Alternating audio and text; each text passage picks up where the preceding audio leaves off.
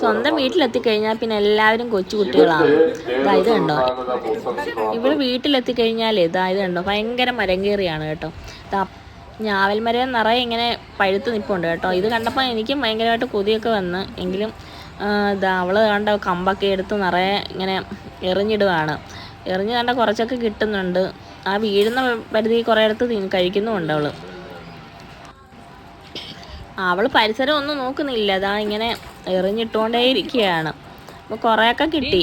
ഇതാ ഒരു കയ്യിലിരിക്കുന്ന കവർ കണ്ടോ, ആ കവർ അവിടെ നിന്ന് കണ്ട് എടുത്ത് കുറേയൊക്കെ അതിനകത്ത് വാരി ഇടുന്നുണ്ട്. ചില ഏറുകളൊന്നും വീഴുന്നില്ല, അതുകൊണ്ട് കുറച്ചൊക്കെ കിട്ടുന്നുണ്ട് കേട്ടോ.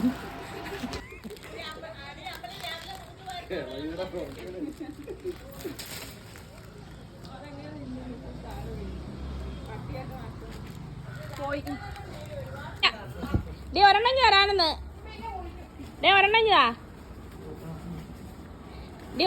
ഒന്നങ്ങ് കൊടുക്ക നീ, അല്ലേ നിന്റെ വയറിളകും. ഇതിനകത്ത് മണ്ണായിട്ട്, അല്ലെങ്കിൽ ഞാൻ അത് അവിടെ ഇരുന്നെല്ലാം തിന്നേന്. ഒരെണ്ണേ ഉള്ളു.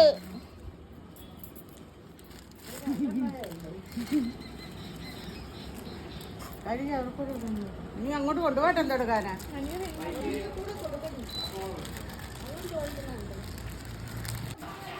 കിട്ടാവുന്നതെല്ലാം ഓരോ കവർ എടുത്തതാ കൊണ്ടുപോകാനെല്ലാം റെഡി ആകുന്നുണ്ട്. വീട്ടിൽ വന്നു കഴിഞ്ഞാൽ പിന്നെ അങ്ങനെ ആണല്ലോ, അപ്പോൾ എല്ലാം നമുക്ക് പിന്നെ വേണമല്ലോ. അങ്ങനെ വേണ്ട എല്ലാം കൊണ്ടുപോകാൻ വേണ്ടിയിട്ട് എല്ലാം എടുത്തു വെക്കുകയാണ് അവൾ. ചക്കയും മാങ്ങായും എല്ലാ സാധനവും പെറുക്കി വെക്കുന്നുണ്ട് കൊണ്ടുപോകാൻ വേണ്ടിയിട്ട്.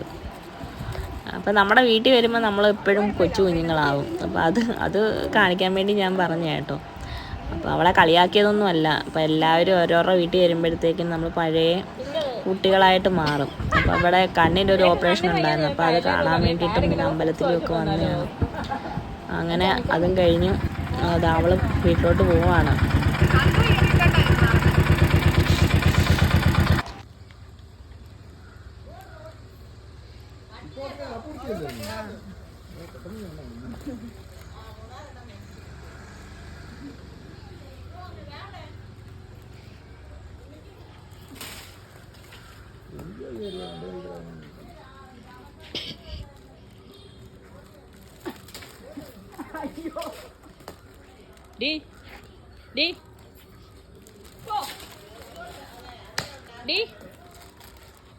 ആർത്തി കാണിക്കാം, ഒന്ന് കാണിച്ചേടി.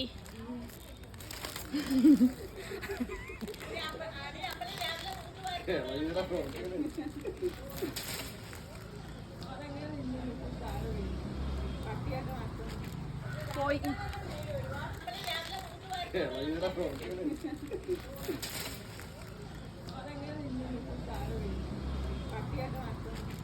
പോയി